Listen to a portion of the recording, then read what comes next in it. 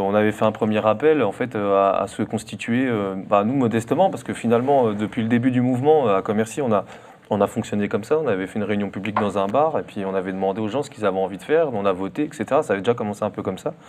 Et puis après, on est parti tous les soirs. On s'est dit, on fait une assemblée et puis on voit si on continue le mouvement, parce que c'était une petite ville. On avait peur que ça s'essouffle assez rapidement.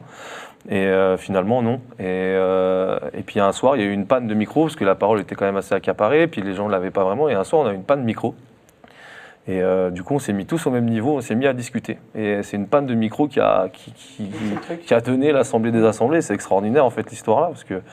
Et voilà, tous les soirs, on a fait des assemblées. Donc, on est à plus de 50, là, aujourd'hui. Entre 30, 50, 60 personnes, ça dépend. Où vraiment, la parole est donnée à tout le monde. Et on vote tout ce qu'on fait.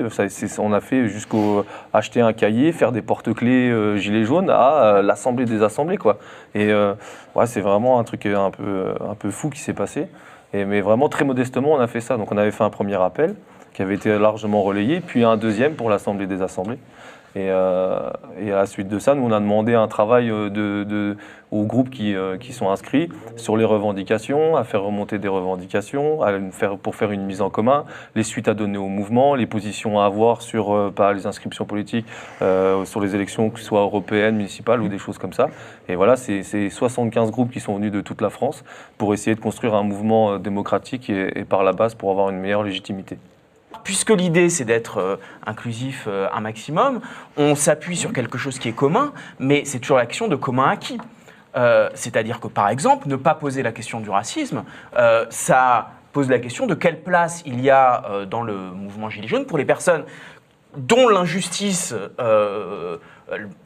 subit à tout premier titre et le racisme et les injustices raciales. Et qu'est-ce qu'il en est pour, pareil, les personnes qui sont victimes de l'homophobie, pour les personnes qui sont victimes du sexisme. C'est-à-dire que là, il y a quand même quelque chose qui est là depuis le début du mouvement. C'est vrai que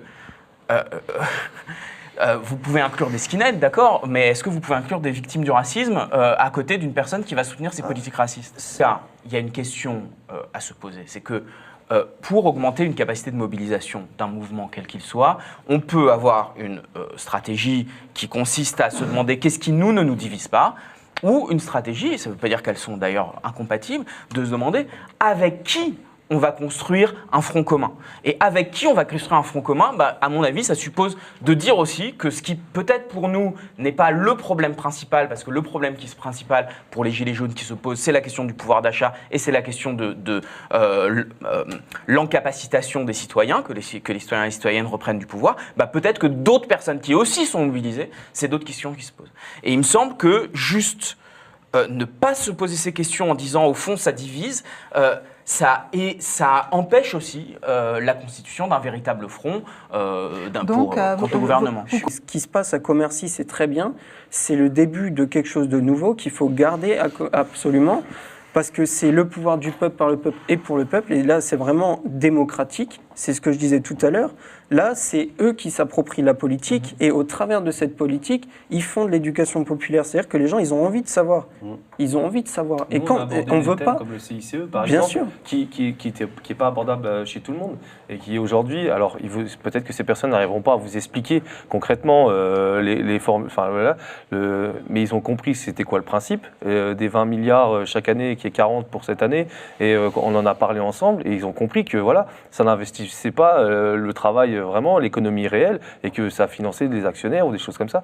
Et c'est la question de l'éducation populaire, elle est centrale chez nous. Avec Saint-Nazaire qui était là, la personne qui tenait le micro, voilà, elle disait, ils ont fait aussi un appel à faire des maisons du peuple, pour qu'en fait les gens se rencontrent, puissent discuter. Et la question de l'éducation populaire se pose réellement, quoi. Et sans ça, en fait, même sans cette question-là, en fait, je pense que notre mouvement, nous, dans la manière dont on l'a pensé, il est perdu d'avance.